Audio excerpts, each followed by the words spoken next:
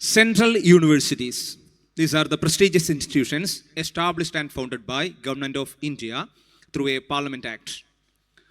Central universities are known for their high academic records and also diverse campuses, quality faculty, and also they offer wide range of disciplines and programs.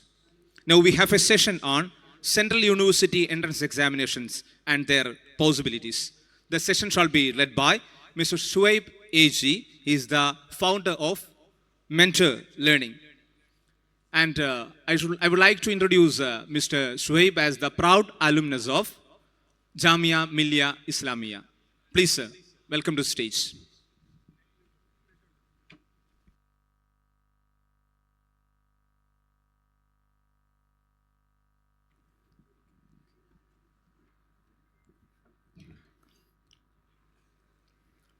Good afternoon, everybody. Thank you for the kind introduction. Am I audible? പിറകിൽ കേൾക്കാവോ? കേൾക്കാം. ഞാൻ session start ചെയ്യുന്നതിന് മുമ്പായിട്ട് ഓഡിയൻസിൽ ആരൊക്കെ ഉണ്ട് എന്നുള്ളത് എനിക്കൊന്ന് അറിയണം. അതായത് നിങ്ങൾ +2 കഴിഞ്ഞവരാണോ, 10th കഴിഞ്ഞവരാണോ, ടീച്ചേഴ്സ് ഉണ്ടോ, പാരൻസ് ഉണ്ടോ, അങ്ങനെ ആരൊക്കെ ഉണ്ട് എന്നുള്ളത് ഒന്ന് പറഞ്ഞാൽ നന്നാവും. ഇതിൽ 10th കഴിഞ്ഞ ആരെങ്കിലും ഉണ്ടോ? Okay, very good. ഇനി +2, +1, +2 പോയിക്കൊണ്ടിരിക്കുന്ന ആരെങ്കിലും? +1 കഴിഞ്ഞിട്ട്? Okay, fine. ഇനി +2 കഴിഞ്ഞിട്ട് ഇപ്പം ഹയർ എഡ്യൂക്കേഷനിലോട്ട് ഡിഗ്രി ചൂസ് ചെയ്യാൻ വേണ്ടിയിട്ട് പോകുന്ന ആൾക്കാർ? Okay, fine. ഇനി ഡിഗ്രി കഴിഞ്ഞവർ? പോസ്റ്റ് ഗ്രാജുവേഷൻ ചെയ്തുകൊണ്ടിരിക്കുന്ന ആൾക്കാർ? PhD ചെയ്യുന്ന ആരെങ്കിലും ഉണ്ടോ? ഇല്ല. പാരൻസും പിന്നെ കുറച്ച് ടീച്ചേഴ്സും ഉണ്ടോ അല്ലേ? Okay, right. So we are moving to the session. എനിക്കിവിടെ കിട്ടിയിട്ടുള്ള ടോപ്പിക് എന്ന് പറയുന്നത് higher education in central universities എന്നുള്ളതാണ്. നേരത്തെ സൂചിപ്പിച്ചതുപോലെ ഞാൻ പഠിച്ചിട്ടുണ്ടായിരുന്നത് ഡൽഹി ജാമിയ മില്ലിയ ഇസ്ലാമിയയിലാണ്. നിങ്ങൾക്കറിയാം, രാജ്യത്തെ ഏറ്റവും മികച്ച യൂണിവേഴ്സിറ്റികൾ എടുത്തു നോക്കിക്കഴിഞ്ഞാൽ NIRF റാങ്കിങ് പ്രകാരം നിങ്ങൾക്കറിയാം കേന്ദ്ര ഗവൺമെൻറ്റിൻ്റെ, സെൻട്രൽ ഗവൺമെൻറ്റിൻ്റെ കീഴിലുള്ള മിനിസ്ട്രി ഓഫ് എഡ്യൂക്കേഷന് കീഴിലുള്ള ഒരു റാങ്കിങ് സംവിധാനമാണ്, യൂണിവേഴ്സിറ്റികൾക്ക് റാങ്കിങ് കൊടുക്കുന്ന ഒരു സംവിധാനമാണ് NIRF റാങ്കിങ് എന്ന് പറയുന്നത്. അതിൽ 3rd റാങ്കാണ്. അതായത് രാജ്യത്തിലെ ഏറ്റവും മികച്ച 3ാം സ്ഥാനത്ത് യൂണിവേഴ്സിറ്റിയിൽ നിന്നും പഠിച്ചിറങ്ങിയിട്ടുള്ള ഗ്രാജുവേഷൻ നേടിയിട്ടുള്ള ഒരാളാണ്. So I will be talking about the opportunities that you will be getting from central universities. ഇനിയിപ്പോൾ നിങ്ങൾ +2 കഴിഞ്ഞിട്ട് ഡിഗ്രി എടുക്കാൻ വേണ്ടിയിട്ട് വിചാരിക്കുന്ന ആൾക്കാരായിരിക്കാം. അതുപോലെ തന്നെ നിങ്ങൾ ഡിഗ്രി കഴിഞ്ഞ് PG പോസ്റ്റ് ഗ്രാജുവേഷൻ ചെയ്യാൻ വേണ്ടിയിട്ട് ആഗ്രഹിക്കുന്ന ആൾക്കാരായിരിക്കാം. ഇനി PG കഴിഞ്ഞിട്ട് ഇതേപോലെ തന്നെ PhDയും അതുപോലെ തന്നെ ഉയർന്ന പഠനങ്ങളിലോട്ട് പോകാൻ വേണ്ടിയിട്ട് ആഗ്രഹിക്കുന്ന ആൾക്കാർക്ക് നിങ്ങൾക്ക് ഇത് ചൂസ് ചെയ്യാം എന്നുള്ളതാണ്. അപ്പോൾ എന്താണ് സെൻട്രൽ യൂണിവേഴ്സിറ്റി, എന്തുകൊണ്ട് നിങ്ങൾ ഇത്തരം സ്ഥാപനങ്ങളിൽ പഠിക്കണം എന്നുള്ളതാണ് പറയാൻ വേണ്ടിയിട്ട് പോകുന്നത്.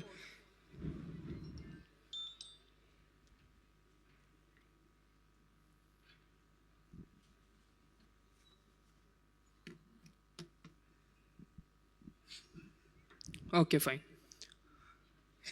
നിങ്ങൾ നോക്കുക, എഡ്യൂക്കേഷൻ എന്ന് പറയുന്നത് എപ്പോഴും ഒരു ഹോട്ട് ടോപ്പിക്കാണ് അല്ലേ? തൊട്ടാൽ കൈ പൊള്ളും. നമ്മൾ ഇത്തരം എക്സ്പോകളിലും അതുപോലെ തന്നെ ഇത്തരം എഡ്യൂക്കേഷൻ സാധനങ്ങളിലൊക്കെ പോകുന്ന സമയത്ത് നമുക്ക് എഡ്യൂക്കേഷനുമായിട്ട് ബന്ധപ്പെട്ട ഏത് കരിയർ നമ്മൾ ചൂസ് ചെയ്യണം എന്നുള്ളതുമായിട്ട് ബന്ധപ്പെട്ട നമ്മുടെ സർഫസ് നോളജ് നമ്മൾ ഡെവലപ്പ് ചെയ്യുകയാണ് ചെയ്യുന്നത്. ഇതിൻ്റെ ഏറ്റവും വലിയ ഒരു ഡാർക്ക് സൈഡ് എന്ന് പറയുന്ന ഒരു കാര്യം, നിങ്ങൾക്കൊരിക്കലും നിങ്ങൾ ഏത് കരിയറിലോട്ട് പോകണം എന്നുള്ളത് ചൂസ് ചെയ്യാൻ വേണ്ടിയിട്ട് പറ്റില്ല എന്നുള്ളതാണ്. കാര്യം നിങ്ങളെ മാർക്കറ്റിംഗ് ഇങ്ങനെ പ്രേരിപ്പിച്ചുകൊണ്ടിരിക്കുകയാണ്. ACCA വേണോ, CA വേണോ, CM വേണോ, നീറ്റ് എഴുതണോ, JEE എഴുതണോ, CUET എഴുതണോ. നിങ്ങൾ ഓരോ ആഡ് കാണുന്ന സമയത്തും അല്ലെങ്കിൽ ഓരോ ഹോർഡിങ്സ് കാണുന്ന സമയത്തും നിങ്ങൾ ട്രിഗർ ചെയ്യാണ്. ഏതോ ഒരു പോയിന്റ് ഓഫ് ട്രിഗറിൽ എനിക്കിതിലോട്ട് പോവാം എന്നുള്ള ത്വര ഉള്ളിൻ്റെ ഉള്ളിൽ വരികയാണ്. അപ്പോൾ എങ്ങനെയാണ് നിങ്ങൾ ഒരു മികച്ച ഒരു കരിയർ അല്ലെങ്കിൽ ഒരു കോഴ്സ് തിരഞ്ഞെടുക്കാൻ വേണ്ടിയിട്ട് പറ്റുക? അല്ലെങ്കിൽ ഈ ഒരു കാലഘട്ടത്തിൽ നിങ്ങൾക്കറിയാം, നിങ്ങൾ ഇൻസ്റ്റഗ്രാം ഉപയോഗിക്കുന്ന ആളാണെന്നുണ്ടെങ്കിൽ, യൂട്യൂബ് ഉപയോഗിക്കുന്ന ആളാണെന്നുണ്ടെങ്കിൽ, അല്ലെങ്കിൽ മറ്റ് സോഷ്യൽ മീഡിയ പ്ലാറ്റ്ഫോമുകൾ ഉപയോഗിക്കുന്ന ആൾക്കാരാണെന്നുണ്ടെങ്കിൽ, നേരത്തെ കഴിഞ്ഞ സെഷനിൽ പറഞ്ഞതുപോലെ ഓരോന്നും പേഴ്സണലൈസ്ഡ് ആണ്. അതായത് നിങ്ങളുടെ ഇൻട്രസ്റ്റുകളെ, നിങ്ങളുടെ താല്പര്യങ്ങൾ അനുസരിച്ചിട്ടാണ് ഓരോ ആഡ് നിങ്ങൾക്ക് കാണിക്കുന്നത്. അപ്പം ആക്ച്വലി നിങ്ങൾ എന്തെങ്കിലും ഒരു വീഡിയോ കണ്ടുകൊണ്ടിരിക്കുന്ന സമയത്ത് ഒരു ആഡ് പുഷപ്പ് ചെയ്ത് വരികയാണ്, എന്നിട്ട് അവിടെ അത് കാണിക്കുകയാണ്. അപ്പോൾ ഏതോ ഒരു പോയിന്റ് ഓഫ് ടൈമിൽ നമ്മൾ ട്രിഗർ ആവാണ് ഈ ഒരു കരിയർ അല്ലെങ്കിൽ ഈ ഒരു ഡിഗ്രി നമുക്ക് ചൂസ് ചെയ്യാം എന്നുള്ളൊരു കാര്യത്തിൽ. ശരിയല്ലേ? ശരിയോ തെറ്റോ? തോന്നിയിട്ടുണ്ടോ? അപ്പോൾ എങ്ങനെയാണ് ഒരുപാട് ആഡുകളും ഒരുപാട് ഇൻസ്റ്റിറ്റ്യൂട്ടുകളും ഒരുപാട് ലക്ഷക്കണക്കിന് കോഴ്സുകളുള്ള സമയത്ത് റൈറ്റ് ആയിട്ടുള്ള ഒരു കോഴ്സും റൈറ്റ് ആയിട്ടുള്ള ഇൻസ്റ്റിറ്റ്യൂട്ടും എങ്ങനെയാണ് തിരഞ്ഞെടുക്കുക എന്നുള്ളത് നിങ്ങൾ ആദ്യം മനസ്സിലാക്കണം. ഞാൻ നേരത്തെ പറഞ്ഞതുപോലെ കേന്ദ്ര ഗവൺമെൻറ്റിൻ്റെ യൂണിവേഴ്സിറ്റികൾക്ക് റാങ്കിങ് കൊടുക്കുന്ന ഒരു സംവിധാനമുണ്ട്. അതാണ് NIRF, national institute of ranking framework എന്ന് പറയുന്നത്. രാജ്യത്തിലെ ഏറ്റവും മികച്ച യൂണിവേഴ്സിറ്റികളെ നിങ്ങൾക്ക് ടോപ്പ് 10 കാണാൻ വേണ്ടിയിട്ട് പറ്റും NIRF റാങ്കിങ്ങിൽ. അതുപോലെ തന്നെ Indian institute of ranking framework ഉണ്ട്, IARF. ഇനി വേൾഡിലോട്ട് പോകുകയാണെന്നുണ്ടെങ്കിൽ നിങ്ങൾ QS വേൾഡ് റാങ്കിങ് എന്ന് പറയും. ലോകത്തിലെ തന്നെ ഏറ്റവും ബെസ്റ്റ് യൂണിവേഴ്സിറ്റീസ് ആണ്. ഇതേപോലെ തന്നെ ഓക്സ്ഫോർഡും അതുപോലെ തന്നെ കാംബ്രിഡ്ജും അതുപോലെ തന്നെ മറ്റു ഐവി ലീഗ് യൂണിവേഴ്സിറ്റീസും അതൊക്കെ QS വേൾഡ് റാങ്കിങ്ങിൽ ടോപ്പ് 10 വരുന്നുള്ളത് കാണാൻ വേണ്ടി പറ്റും. അതുപോലെ ടൈംസ് ഹയർ എഡ്യൂക്കേഷൻ റാങ്കിങ് എന്ന് പറയും. അപ്പോൾ ഇത്തരം റാങ്കിങ് ഫ്രെയിംവർക്കുകളുണ്ട്. പിന്നെ ഇന്ത്യയിലോട്ട് വരികയാണെങ്കിൽ തന്നെ നിങ്ങൾക്ക് മറ്റു പല റാങ്കിങ്ങുകളും കാണാൻ വേണ്ടിയിട്ട് പറ്റും. അതുപോലെ നാക്കിൻ്റെ എക്സലൻസ് A++ അക്രഡിറ്റഡ് ആയിട്ടുള്ള യൂണിവേഴ്സിറ്റീസും കാര്യങ്ങളും നിങ്ങൾക്ക് കാണാൻ വേണ്ടിയിട്ട് പറ്റും. എനിക്ക് നിങ്ങളോട് പറയാനുള്ളത്, നിങ്ങൾ ഹയർ എഡ്യൂക്കേഷൻ ചൂസ് ചെയ്യുന്ന സമയത്ത് നിങ്ങൾ ശ്രദ്ധിക്കേണ്ടുന്ന ഒരു കാര്യം എന്ന് പറയുന്നത്, നിങ്ങൾ എവിടെ പഠിക്കണം എന്ന് ചോദിച്ചു കഴിഞ്ഞാൽ ഞാൻ പറയും നിങ്ങൾ പ്രീമിയർ ഇൻസ്റ്റിറ്റ്യൂട്ടുകളിൽ പഠിക്കണം. എന്താണ് ഒന്ന് പറയാവോ? ഒന്ന് ഒച്ചത്തിൽ പറയാവോ? എവിടെ? Premier institute. ഒന്ന് ഉറക്കെ ഒന്ന് പറയടാ. ഒന്നെല്ലാവരും ഒന്ന് കൈയടിക്കാവോ? ഇതുപോലെ കോഴിക്കോടിന് ഇത്ര എനർജി മാത്രമേ ഉള്ളൂ. അതിഗംഭീരമായിട്ട്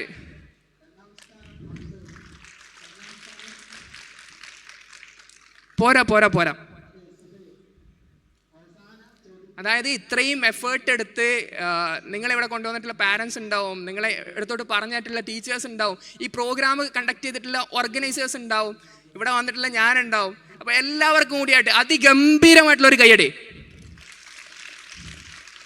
okay, very good, excellent. So നിങ്ങൾ എവിടെ പഠിക്കണം എന്ന് വെച്ച് കഴിഞ്ഞാൽ നിങ്ങൾ പ്രീമിയർ ഇൻസ്റ്റിറ്റ്യൂട്ടുകളാണ് നിങ്ങൾ ചൂസ് ചെയ്യേണ്ടത്. അതായത് രാജ്യത്തിലെ ഉന്നത കലാലയങ്ങളെയാണ് നമ്മൾ പ്രീമിയർ ഇൻസ്റ്റിറ്റ്യൂട്ട് എന്ന് പറയുന്നത്. നമ്മൾ ലക്ഷങ്ങൾ കൊടുത്ത് പുറത്ത് പഠിക്കുന്ന സമയത്ത് നമുക്ക് ഇവിടങ്ങളിൽ നമുക്ക് വളരെ അഫോർഡബിൾ ആയിട്ടുള്ള രീതിയിൽ ഏറ്റവും മികച്ച ക്വാളിറ്റി എഡ്യൂക്കേഷൻ നേടിക്കൊണ്ട് ഇന്ത്യയിലെ പ്രഗത്ഭരായിട്ടുള്ള അധ്യാപകന്മാരുടെ ശിക്ഷണത്തോടു കൂടെ മികച്ചൊരു പ്രൊഡക്റ്റായിട്ട് പുറത്തിറങ്ങാം എന്നുള്ളതാണ്. ഈ പ്രീമിയർ ഇൻസ്റ്റിറ്റ്യൂട്ട് എന്ന് പറയുന്നത് എന്താടാ? ഇതിൽ IITs വരും. നിങ്ങളിപ്പോൾ സയൻസുകാരാണെന്നുണ്ടെങ്കിൽ, നിങ്ങൾ എൻജിനീയർ ആവണമെന്നുണ്ടെങ്കിൽ, അങ്ങനെയുള്ള ആഗ്രഹമുള്ള ആൾക്കാരാണെന്നുണ്ടെങ്കിൽ നിങ്ങൾക്ക് JEE മെയിനും JEE അഡ്വാൻസും എഴുതിയിട്ട് ജോയിൻറ്റ് എൻട്രൻസ് എക്സാമിനേഷൻ എഴുതിയിട്ട് നിങ്ങൾക്ക് IITകളിലോട്ട് പോവാം, ഇന്ത്യൻ ഇൻസ്റ്റിറ്റ്യൂട്ട് ഓഫ് ടെക്നോളജീസിലോട്ട് പോവാം. അതുപോലെ തന്നെ പിന്നീട് വരുന്നത് നിങ്ങൾ നീറ്റ് എക്സാം എഴുതിയിട്ട് എയിംസ്, ജിപ്മർ പോലെയുള്ള സ്ഥാപനങ്ങളിലോട്ട് ഡോക്ടർ ആവാനും മറ്റു മെഡിസിൻ കോഴ്സുകളിലോട്ടും പോകാൻ വേണ്ടിയിട്ട് പറ്റും. അതുപോലെ NITs, ഇതേപോലെ IITs കഴിഞ്ഞാൽ പിന്നെ വരുന്നതാണ് NITs. ഇപ്പോൾ NIT മുക്കമുണ്ട് കാലിക്കറ്റ് അല്ലേ. അതുപോലെ തന്നെ IIITs വരുന്നുണ്ട്. അതുപോലെ സെൻട്രൽ യൂണിവേഴ്സിറ്റീസ് ആണ്. ഞാൻ പഠിച്ചത് ജാമിയ മില്ലിയ ഇസ്ലാമിയയിലാണ്, ഡൽഹിയിൽ. അതുപോലെ തന്നെ അലിഗഡ് മുസ്ലിം യൂണിവേഴ്സിറ്റി, ഡൽഹി യൂണിവേഴ്സിറ്റി, അതുപോലെ തന്നെ English and foreign language university, Hyderabad central university, Banaras Hindu university, Pondicherry university തുടങ്ങിയിട്ടുള്ള ഇന്ത്യയിലെ പ്രമുഖമായിട്ടുള്ള 47ഓളം വരുന്ന സെൻട്രൽ യൂണിവേഴ്സിറ്റീസ് ഉണ്ട്. നമുക്ക് എല്ലാവർക്കും അറിയുന്ന ഒരാളായിരിക്കും ശശി തരൂർ എന്ന് പറയുന്നത്. എല്ലാവരും കേട്ടിട്ടില്ലേ? അദ്ദേഹത്തിൻ്റെ ഇംഗ്ലീഷ് നമ്മളെല്ലാവരും കേട്ടിട്ടുണ്ടല്ലേ. മൂപ്പര് പഠിച്ചത് ഇതേ ഡൽഹി യൂണിവേഴ്സിറ്റിയിലാണ്. ഡൽഹി യൂണിവേഴ്സിറ്റിയിലെ സെൻറ്റ് സ്റ്റീഫൻസ് കോളേജിലാണ്. അപ്പം നിങ്ങൾ യൂട്യൂബിൽ സെർച്ച് ചെയ്ത് നോക്കി കഴിഞ്ഞാൽ കാണാൻ വേണ്ടിയിട്ട് പറ്റും. 24ൻ്റെ ഒരു ഡീറ്റെയിൽഡ് ആയിട്ടുള്ള ഒരു ഇൻ്റർവ്യൂ കാണാൻ വേണ്ടിയിട്ട് പറ്റും. മൂപ്പർ അതിൽ പറയുന്നുണ്ട്, എന്നെ ഞാനാക്കിയത് അല്ലെങ്കിൽ ആ ആഗോളതലത്തിലുള്ള ആ ഒരു കോസ്മോപൊളിറ്റൻ മനുഷ്യനാക്കിയിട്ട് എന്നെ മാറ്റിയത് സെൻട്രൽ യൂണിവേഴ്സിറ്റിയാണ്. അപ്പോൾ അങ്ങനെയുള്ള ഒരു എക്സ്പോഷറാണ് നിങ്ങൾക്ക് അവിടെ നിന്ന് കിട്ടാൻ വേണ്ടിയിട്ട് പോകുന്നത്. നമ്മുടെ പ്രീവിയസ് ആയിട്ടുള്ള അരുൺ ജെയ്റ്റ്ലി, പിന്നെ അതുപോലെ തന്നെ ഷാറൂഖ് ഖാൻ, അതുപോലെ തന്നെ ഒരുപാട് അലുമിനീസ്, ഇന്ത്യയിലെ ടോപ്പ് ലെവലിൽ പോയിട്ടുള്ള ഒരുപാട് ആൾക്കാർ, RBI ഗവർണർമാർ, ഒരുപാട് UPSC ക്രാക്ക് ചെയ്തിട്ടുള്ള ആൾക്കാർ, ഇവരൊക്കെ സെൻട്രൽ യൂണിവേഴ്സിറ്റീസിൻ്റെ പ്രൊഡക്റ്റാണ് എന്നുള്ളത് കാണാൻ വേണ്ടിയിട്ട് പറ്റും. അപ്പോൾ നിങ്ങൾ ഇത്തരം സെൻട്രൽ യൂണിവേഴ്സിറ്റീസിലോട്ട് അഡ്മിഷൻ നേടുന്നതിന് വേണ്ടിയിട്ട് നിങ്ങൾ എഴുതേണ്ടുന്ന എൻട്രൻസ് എക്സാമിനേഷനാണ് CUET എന്ന് പറയുന്നത്. രാജ്യത്തിലെ സെക്കൻഡ് ലാർജസ്റ്റ് എൻട്രൻസ് എക്സാമിനേഷനാണ് ഈ ഒരു CUET എക്സാം എന്ന് പറയുന്നത്. കോമൺ യൂണിവേഴ്സിറ്റി എൻട്രൻസ് ടെസ്റ്റ് എന്നുള്ളതാണ് ഈ ഒരു എക്സാമിൻ്റെ പേര്. എത്ര പേര് അപ്ലൈ ചെയ്തിട്ടുണ്ട്? ആരെങ്കിലും എഴുതുന്ന ആൾക്കാരുണ്ടോ ഇതിൽ? ഈ കൂട്ടത്തിൽ ആരെങ്കിലും CUET അപ്ലൈ ചെയ്ത് എഴുതുന്ന ആൾക്കാരുണ്ടോ? Okay, fine. CUETൻ്റെ അപ്ലിക്കേഷൻ ഡേറ്റ് കഴിഞ്ഞിട്ടുണ്ട്. പക്ഷേ ഇനി നിങ്ങൾക്ക് ചെയ്യാൻ പറ്റുന്ന ഒരു കാര്യം എന്ന് പറയുന്നത്, ഇതേപോലെ സെൻട്രൽ യൂണിവേഴ്സിറ്റി പഠിക്കുന്നുണ്ടെങ്കിൽ ജാമിയയും അലിഗഡും മോസ്റ്റ് ഓഫ് ദ കോഴ്സസുകൾക്കും സെപ്പറേറ്റ് എൻട്രൻസ് എക്സാമുകളാണ് അവർ കണ്ടക്ട് ചെയ്യുന്നത്. അപ്പോൾ അതുകൊണ്ട് തന്നെ നാളെ വരെയാണ് ജാമ്യൻ്റെ ആപ്ലിക്കേഷൻ ഡേറ്റ് ഉള്ളത്. ഇതേപോലെ നിങ്ങൾ ജാമ്യയിലെ ഓക്ല എന്ന് പറയുന്ന ഒരു പ്രദേശത്ത് 250 ഏക്കറുകളിലായി മുഹമ്മദ് അലി ജൗഹർ മാർഗ് റോഡിൽ 23 ഗേറ്റുകളിലായിട്ട് അതിബൃഹത്തായിട്ടുള്ള ഇൻഫ്രാസ്ട്രക്ചറോട് കൂടിയും അതുപോലെ തന്നെ ഇന്ത്യയിലെ തന്നെ ടോപ്പ് എഡ്യൂക്കേറ്റേഴ്സ് പഠിപ്പിക്കുന്ന അധ്യാപകന്മാരെ നമ്മൾ +2 NCERT പുസ്തകങ്ങളും അതുപോലെ തന്നെ ഒരുപാട് ഗ്ലോബൽ യൂണിവേഴ്സിറ്റീസിൽ പോയിട്ട് PhDസും ഒരുപാട് ആർട്ടിക്കിൾസും ബുക്സും കാര്യങ്ങളൊക്കെ പബ്ലിഷ് ചെയ്തിട്ടുള്ള ആൾക്കാർ, അങ്ങനെയുള്ള ആൾക്കാരായിരിക്കും നിങ്ങളെ പഠിപ്പിക്കാൻ വേണ്ടിയിട്ട് പോകുന്നത്. ഇപ്പോൾ അലിഗഡ് മുസ്ലിം യൂണിവേഴ്സിറ്റിയിലോട്ട് പോകുന്ന സമയത്ത് കാണാൻ വേണ്ടിയിട്ട് പറ്റും, ഇന്ത്യയിലെ പ്രമുഖനായിട്ടുള്ള ചരിത്രകാരനായിട്ടുള്ള ഇർഫാൻ ഹബീബ് അവിടെ ഹിസ്റ്ററി ഡിപ്പാർട്ട്മെൻറ്റിലെ പ്രൊഫസറാണ്. അവിടുത്തെ ഹിസ്റ്ററി ഡിപ്പാർട്ട്മെൻറ്റിലെ പ്രൊഫസറാണ്. അദ്ദേഹം പഠിച്ചത് അതേ അലിഗഡിൽ തന്നെയാണ്. നഴ്സറി തലം തൊട്ട് പഠിച്ചത് അലിഗഡിലാണ്. പിന്നീട് അദ്ദേഹത്തിന് ഇപ്പം 80-90 വയസ്സ് പിന്നിട്ടുണ്ട്. സ്റ്റിൽ അയാൾ പഠിപ്പിച്ചുകൊണ്ടിരിക്കുകയാണ്. അപ്പോൾ ഇന്ത്യയിലെ ഓരോ വിഷയങ്ങളിലും ടോപ്പായിട്ടുള്ള അധ്യാപകന്മാരായിരിക്കും നമ്മൾ ഇത്രയും ക്യാമ്പസുകൾ നമുക്ക് പഠിപ്പിക്കാൻ വേണ്ടിയിട്ട് ഉണ്ടാവുക എന്നുള്ളത് നമ്മൾ മനസ്സിലാക്കണം. അപ്പോൾ ഇതൊക്കെയാണ് സെൻട്രൽ യൂണിവേഴ്സിറ്റീസ് നമുക്ക് പ്രൊവൈഡ് ചെയ്യുന്ന ഓപ്പർച്യൂണിറ്റി എന്ന് പറയുന്നത്. നിങ്ങളിപ്പം CUET +2 കഴിഞ്ഞിട്ടുള്ള ആൾക്കാരാണെന്നുണ്ടെങ്കിൽ CUET UG എന്ന് പറയുന്ന എക്സാമാണ് അറ്റൻഡ് ചെയ്യേണ്ടത്. ഇനി +2 ഡിഗ്രി കഴിഞ്ഞിട്ടുള്ള ആൾക്കാരാണെന്നുണ്ടെങ്കിൽ നിങ്ങൾ CUET PG എന്ന് പറയുന്ന എക്സാമാണ് അറ്റൻഡ് ചെയ്യാനുള്ളത്. ഇനിയിപ്പം PhD ഒക്കെ ചെയ്യാൻ ആഗ്രഹിക്കുന്ന ആൾക്കാരാണെന്നുണ്ടെങ്കിൽ നിങ്ങൾ ഒബ്വിയസ്ലി NET-JRF പോലെയുള്ള എക്സാമുകൾ എഴുതണം. അതിൻ്റെ സ്കോറിനെ ബേസ് ചെയ്തുകൊണ്ടായിരിക്കും നിങ്ങൾക്ക് അഡ്മിഷൻ ഉണ്ടാവുക. അല്ലാന്നുണ്ടെങ്കിൽ ഓരോ യൂണിവേഴ്സിറ്റീസും അതത് യൂണിവേഴ്സിറ്റീസ് ഇൻഡിപെൻഡൻ്റ്ലി കണ്ടക്ട് ചെയ്യുന്ന ഒരുപാട് എക്സാമുകൾ നമുക്ക് കാണാൻ വേണ്ടിയിട്ട് പറ്റുന്നുള്ളതാണ്.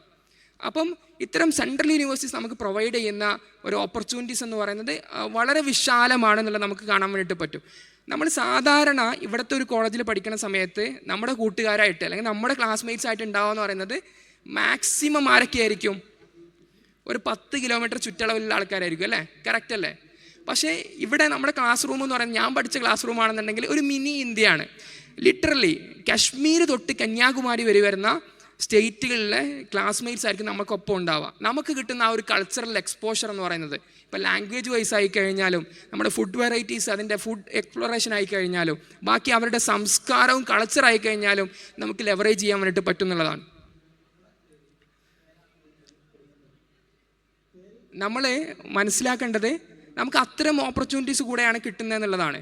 പിന്നെ അതുപോലെ തന്നെ നിങ്ങൾക്ക് അവിടെയുള്ള സൗകര്യങ്ങളായി കഴിഞ്ഞാലും എയർ കണ്ടീഷൻഡ് ആയിട്ടുള്ള ലൈബ്രറീസും അതുപോലെ തന്നെ റീഡിംഗ് റൂമുകളും ഒരേ കോമ്പൗണ്ടിനകത്ത് തന്നെ ATMസും അതുപോലെ തന്നെ ബാങ്കിങ് ഫെസിലിറ്റീസും ഇനി ഹോസ്പിറ്റൽ മെഡിക്കൽ ഫെസിലിറ്റീസും അതുപോലെ തന്നെ എല്ലാം നിങ്ങൾക്ക് ഒരു കോമ്പൗണ്ടിനകത്ത് കിട്ടുന്നു എന്നുള്ളതാണ് ഇത്തരം പ്രത്യേകത എന്ന് പറയുന്നത്. ഇപ്പോൾ ഡൽഹിയിൽ പോകുന്ന സമയത്തുള്ള ഏറ്റവും വലിയ പ്രത്യേകത എന്ന് പറയുന്നത് നെറ്റ്വർക്കിങ്ങിനുള്ള ഓപ്പർച്യൂണിറ്റീസാണ്. ഞാൻ പറയും, നിങ്ങളുടെ മൊബൈലിൽ നിങ്ങളിപ്പോൾ തുറന്നു നോക്കുന്ന സമയത്ത് എത്ര കോണ്ടാക്റ്റ് നമ്പറുകൾ നിങ്ങൾക്ക് സേവ് ആയിട്ടുണ്ടാവും, അതാണ് നിങ്ങളുടെ ഫ്യൂച്ചർ നിശ്ചയിക്കാൻ വേണ്ടിയിട്ട് പോകുന്നത്. നിങ്ങളുടെ മൊബൈലിൽ എത്ര കോണ്ടാക്റ്റുകളുണ്ട് അല്ലെങ്കിൽ നിങ്ങൾക്ക് എത്ര ആൾക്കാരുമായിട്ട് നിങ്ങൾ ബന്ധപ്പെട്ടിരിക്കുന്നു എന്നുള്ളത് നിങ്ങളുടെ ഫ്യൂച്ചറുമായിട്ട് കണക്റ്റഡ് ആണ്. അപ്പോൾ എത്രത്തോളം ആൾക്കാർ നിങ്ങൾക്ക് പരിചയപ്പെടാൻ വേണ്ടിയിട്ട് പറ്റുന്നോ പല മേഖലകളായിട്ടുള്ള, അപ്പോൾ അത്തരം ഓപ്പർച്യൂണിറ്റീസാണ്. പല ഇൻ്റർനാഷണൽ ഓർഗനൈസേഷൻ്റെയും ഹെഡ്ക്വാർട്ടേഴ്സ് വരുന്നത് ഡൽഹിയിലാണ്. അതുപോലെ തന്നെ ഒരുപാട് പൊളിറ്റിക്കലി നോക്കുകയാണെന്നുണ്ടെങ്കിലും പാർലമെൻ്റ് ആയിക്കഴിഞ്ഞാലും ഒരുപാട് പൊളിറ്റീഷ്യൻസ് അടക്കം കടന്നു പോകുന്ന അല്ലെങ്കിൽ ആ ഒരു അത്തരത്തിലുള്ള ആൾക്കാരൊക്കെ വന്നു പോകുന്ന നമുക്ക് മീറ്റ് ചെയ്യാനുള്ള ഓപ്പർച്യൂണിറ്റി കേരള ഹൗസ് ആയിക്കഴിഞ്ഞാലും അതുപോലെ തന്നെ ഒരുപാട് ഇൻ്റർനാഷണൽ സെമിനാറുകൾ, കോൺഫറൻസുകൾ, അതുപോലെ ഇതുപോലെയുള്ള എക്സ്പോകൾ ഫ്രീക്വൻ്റ് ആയിട്ട് നടക്കാറുണ്ട് എന്നുള്ളതാണ്. അപ്പോൾ നമ്മൾ ഇത്തരം കാര്യങ്ങളിൽ പങ്കെടുക്കുന്ന സമയത്താണ് നമുക്കിതിൻ്റെ ഫ്യൂച്ചറിൻ്റെ പൾസ് അറിയാൻ വേണ്ടിയിട്ട് പറ്റുക. നമ്മൾ എപ്പോഴും ഇതേപോലെയുള്ള എക്സ്പോകളും കോൺഫറൻസുകളും നമ്മൾ അറ്റൻഡ് ചെയ്യണം. അവിടെയാണ് എപ്പോഴും ഫ്യൂച്ചറിൻ്റെ ഒരു പൾസ് നമുക്ക് അറിയാൻ വേണ്ടി പറ്റുക. മാർക്കറ്റിൽ വരുന്ന ചേഞ്ചസും കാര്യങ്ങളും നമുക്ക് പെട്ടെന്ന് അറിയാൻ വേണ്ടി പറ്റുക. കാര്യം നേരത്തെ കഴിഞ്ഞ സെഷനിൽ പറഞ്ഞു, AI ഭയങ്കര ഡിസ്റപ്റ്റിംഗ് ആയിട്ടുള്ള ഒരു കാലഘട്ടമാണ്. 21st സെഞ്ച്വറിയിലാണ് നമ്മൾ ജീവിച്ചുകൊണ്ടിരിക്കുന്നത്. അപ്പോൾ ഇതുകൊണ്ട് തന്നെ നമ്മുടെ ലേണിംഗ് കർവ് എന്ന് പറയുന്നത് ഭയങ്കര ഹൈ ആയിരിക്കണം. എന്നിരുന്നാൽ മാത്രമേ നമ്മൾ അപ്ഡേറ്റഡ് ആയിട്ട് പിടിച്ചേക്കാൻ വേണ്ടി പറ്റുള്ളൂ, ഇല്ലെങ്കിൽ നമ്മളെ റീപ്ലേസ് ചെയ്യും. അപ്പോൾ ആ ഒരു രീതിക്കായിരിക്കണം നമ്മൾ നമ്മുടെ കരിയറും നമ്മുടെ യൂണിവേഴ്സിറ്റീസും നമ്മുടെ ഇൻസ്റ്റിറ്റ്യൂട്ടൊക്കെ ചൂസ് ചെയ്യുന്ന സമയത്ത് നമ്മൾ ശ്രദ്ധിക്കേണ്ടുന്ന കാര്യങ്ങൾ എന്ന് പറയുന്നത്.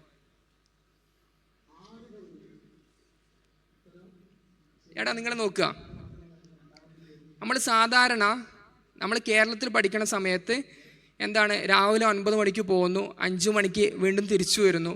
പക്ഷേ ഇതെന്ന് പറയുന്നത് 24 hours ഹാപ്പനിങ് ആയിട്ടുള്ള ക്യാമ്പസുകളാണ്. സാധാരണ പറയാറുണ്ടല്ലോ, നമ്മുടെ ചുറ്റുമുള്ള 5 പേരുടെ ഒരു ആവറേജ് ആയിരിക്കും ഇപ്പോൾ അതിൽ ചിലപ്പോൾ നല്ല ബുദ്ധിയുള്ള ഒരുത്തനുണ്ടാവും, തീരെ ബുദ്ധിയില്ലാത്ത ഒരുത്തനുണ്ടാവും, ചിലപ്പോൾ ചിരിച്ച് കളിച്ച് നടക്കുന്ന ഒരുത്തനുണ്ടാവും. അപ്പം നമ്മുടെ കൂട്ടുകാർ ആരാണോ, നമ്മുടെ ചുറ്റുമുള്ള ആൾക്കാരാരാണോ, നമ്മുടെ എൻവയോൺമെൻറ്റ് എന്താണോ, അതിൻ്റെ ആവറേജ് ആയിരിക്കും നമ്മൾ. അപ്പോൾ നമ്മൾ ആ ഒരു ഹൈ ആംബിഷൻസും അല്ലെങ്കിൽ വലിയ ലക്ഷ്യങ്ങളുമുള്ള ആൾക്കാരാണെന്നുണ്ടെങ്കിൽ നമ്മുടെ ചുറ്റും നിർത്തേണ്ടത് ആ രീതിക്കുള്ള ആൾക്കാരായിരിക്കണം എന്നുള്ളത് കൂടെ നിങ്ങൾ ശ്രദ്ധിക്കേണ്ടുന്ന ഒരു കാര്യമാണ്. അപ്പം അത്തരം ഓപ്പർച്യൂണിറ്റീസിന് വേണ്ടിയിട്ട് definitely you can choose this premier institute എന്നുള്ളതാണ്. നമുക്ക് കിട്ടാൻ പോകുന്ന എക്സ്പോഷർ അങ്ങനെയാണ്. സ്വാഭാവികമായിട്ടും നമുക്ക് പഠിക്കാനുള്ള ആഗ്രഹം ഉണ്ടാവും, പക്ഷേ അതിനുള്ള ഒരു അറ്റ്മോസ്ഫിയർ ഉണ്ടാവില്ല. പക്ഷേ ഇത്തരം ക്യാമ്പസുകളിലോട്ട് പോകുന്ന സമയത്ത് നമ്മുടെ ചുറ്റുമുള്ള ആൾക്കാർ അവർ നന്നായിട്ട് എന്താ പറയുക, ബാക്കിയുള്ള കാര്യങ്ങൾ ഇടപെടുന്നുണ്ടാവും, അറ്റ് ദ സെയിം ടൈം നന്നായിട്ട് പഠിക്കുന്നുണ്ടാവും. അപ്പോൾ ഇങ്ങനെ വരുന്ന സമയത്ത് നമുക്ക് എന്താക്കാൻ പറ്റില്ല, തൊട്ടടുത്ത് കണ്ടു നിൽക്കുന്ന നമുക്ക് വെറുതെ ഇരിക്കാൻ വേണ്ടി പറ്റില്ല. ഓട്ടോമാറ്റിക്കലി നമ്മുടെ ബ്രെയിൻ ട്രിഗർ ആവും, നമ്മളും കൂടെ അതിൻ്റെ ഒപ്പം പഠിച്ചു പോകുന്നുള്ളതാണ്. ഇത്തരം കോമ്പറ്റിറ്റീവ് എക്സാമുകൾ നിങ്ങൾ അപ്രോച്ച് ചെയ്യുന്ന സമയത്ത് ഞാൻ നേരത്തെ പറഞ്ഞു, CUET എന്ന് പറയുന്ന ഈ ഒരു എക്സാം എന്ന് പറയുന്നത് 15 ലക്ഷം ആൾക്കാർ എഴുതുന്ന എൻട്രൻസ് എക്സാമാണ്.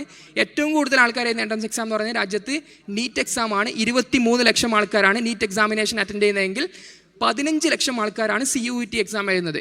പിന്നീട് 13 ലക്ഷം ആൾക്കാരാണ് ജോയിൻറ്റ് എൻട്രൻസ് എക്സാമിനേഷൻ അറ്റൻഡ് ചെയ്യുന്നത്.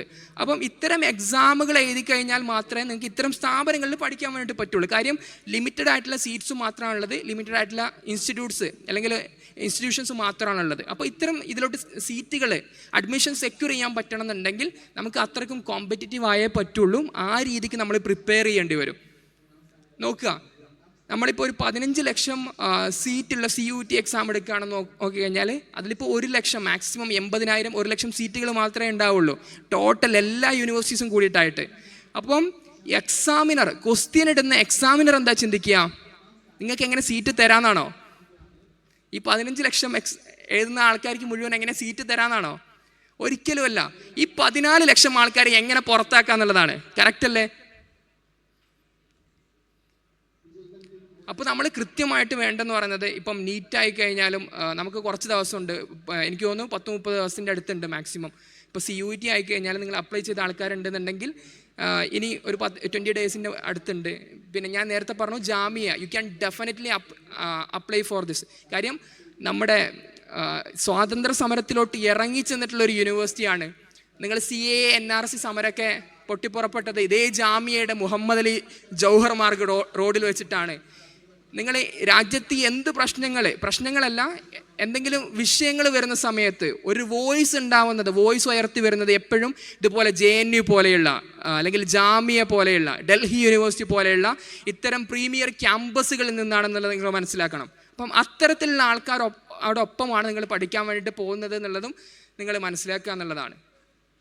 അപ്പോൾ നിങ്ങൾക്ക് കിട്ടുന്ന ഓപ്പർച്യൂണിറ്റി, ഇപ്പോൾ CAA സമരം നോക്കുകയാണെങ്കിൽ ജാമിയയിൽ നിന്നാണ് വന്നത്. പിന്നെ നിങ്ങൾ വിമലൻ്റെ ഒരു കാര്യം എടുത്ത് നോക്കുകയാണെന്നുണ്ടെങ്കിൽ JNU എന്നായിരുന്നു അങ്ങനെയുള്ള ഒരു പ്രൊട്ടസ്റ്റ് വന്നത്. അപ്പോൾ രാജ്യത്ത് നടക്കുന്ന ഏറ്റവും പ്രധാനപ്പെട്ട വിഷയങ്ങളടക്കം ചർച്ച ചെയ്യപ്പെടുന്ന അല്ലെങ്കിൽ അതിനെ അവലോകനം ചെയ്ത് സീരിയസ് ആയിട്ട് അപ്രോച്ച് ചെയ്യുന്ന സ്റ്റുഡൻസ് ആയിരിക്കും. നമ്മൾ കേവലം പഠിക്കുക എന്നുള്ളത് മാത്രമല്ല, നമ്മളിപ്പോൾ കേരളത്തിൻ്റെ ഒരു അവസ്ഥ നോക്കുകയാണെന്നുണ്ടെങ്കിൽ ഇപ്പോൾ MDMAയും അതുപോലെ തന്നെ റാഗിങ്ങും അങ്ങനെ പല ന്യൂസസാണ് നമ്മൾ കേൾക്കുന്നത്. അപ്പോൾ ഇത്തരം ക്യാമ്പസുകളിലോട്ട് പോയി നോക്കുകയാണെന്നുണ്ടെങ്കിൽ നിങ്ങൾ ജാമിയൻ്റെ, ഞാൻ പഠിച്ച യൂണിവേഴ്സിറ്റിൻ്റെ കാര്യം അറ്റ്ലീസ്റ്റ് ഞാൻ പറയാം.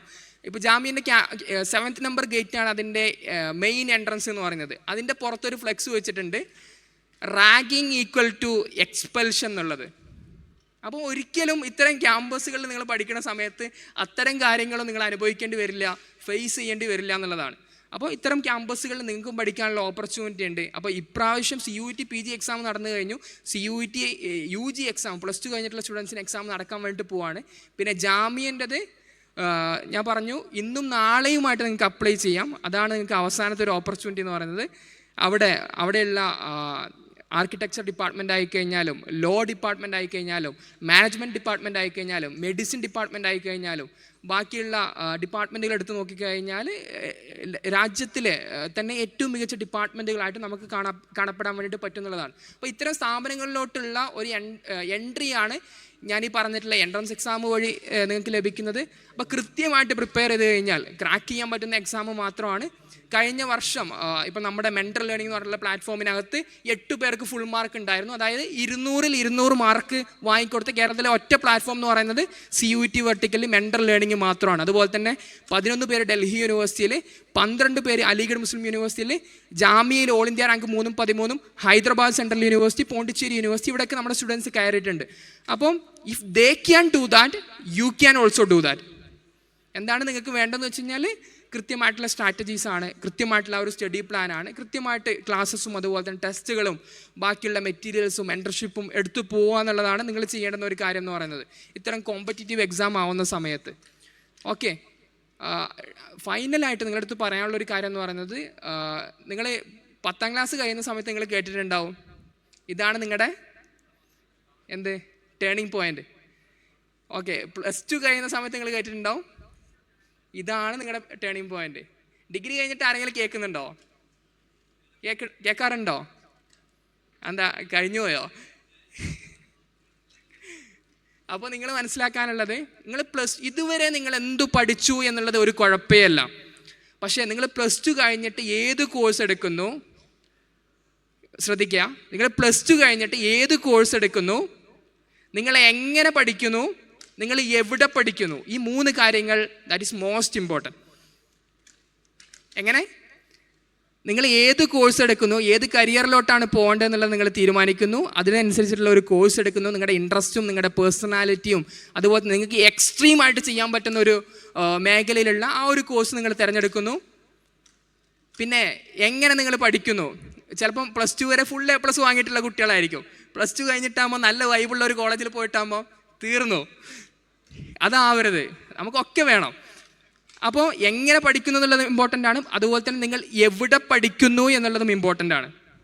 അപ്പോൾ ഞാൻ നേരത്തെ പറഞ്ഞതുപോലെ ഇത്തരം പ്രീമിയർ ക്യാമ്പസുകൾ നിങ്ങൾ പഠിക്കാൻ വേണ്ടി ശ്രദ്ധിക്കുക. അതുപോലെ തന്നെ നിങ്ങളുടെ ഈ ഒരു പ്രിപ്പറേഷൻ വരുന്ന, നമ്മൾ ഇതുവരെ ഒരുപാട് ഫങ്ഷൻസും കാര്യങ്ങളിലൊക്കെ ഇടപഴകിയിട്ടുണ്ടാവും. അപ്പം ഈ ഒരു നീറ്റ് എക്സാം ആയിക്കഴിഞ്ഞാലും CUET എക്സാം ആയിക്കഴിഞ്ഞാലും ഈ വരുന്ന ദിവസങ്ങളിൽ കൃത്യമായിട്ട് ടൈം കൊടുത്തുകൊണ്ട് ബാക്കിയുള്ള കാര്യങ്ങളൊന്നും ഇടപഴകാതെ, അല്ലെങ്കിൽ സോഷ്യൽ മീഡിയാസിൽ ബാക്കിയുള്ള നോട്ടിഫിക്കേഷൻസ് കാര്യങ്ങളൊക്കെ ഓഫ് ചെയ്ത് വെക്കുക. നിങ്ങൾക്ക് പറ്റുന്ന ആപ്സൊക്കെ ആണെന്നുണ്ടെങ്കിൽ അൺഇൻസ്റ്റാൾ ചെയ്ത് വെക്കുക. കൃത്യമായിട്ട് സ്റ്റഡീസിലോട്ട് മാത്രം ഫോക്കസ് ചെയ്തുകൊണ്ട് ഇങ്ങനെ പറയാം സാധാരണ, if you fail to prepare, you are preparing for a failure. Correct? If you fail to prepare, you are preparing for a failure. അപ്പോൾ കൃത്യമായിട്ട് പ്രിപ്പയർ ചെയ്യുക എന്നുള്ളതാണ്. ഇതിൽ വേറൊരു ഹെർക്കൂലിയസ് ആയിട്ടുള്ള ഒരു ടാസ്ക് ഒന്നുമല്ല ഈ ഒരു എൻട്രൻസ് എക്സാം ക്രാക്ക് ചെയ്യുക എന്ന് പറയുന്നത്. ഒരു ഭഗീരഥ പ്രയത്നമുള്ള ഒരു സാധനമൊന്നുമല്ല. ഇപ്പോൾ മറ്റൊരാൾക്ക് പറ്റുന്നുണ്ടെങ്കിൽ എന്നെക്കൊണ്ടും പറ്റുന്നതേ ഉള്ളൂ. കൃത്യമായിട്ടുള്ള സ്ട്രാറ്റജീസും കാര്യങ്ങളും സ്റ്റഡി പ്ലാനും ബാക്കിയുള്ള മെറ്റീരിയൽസൊക്കെ ഫോളോ ചെയ്തിട്ട് ക്ലാസ്സസും ഫോളോ ചെയ്തിട്ട് പോകാമെന്നുള്ളതാണ്. Wish you all the very best. Thank U.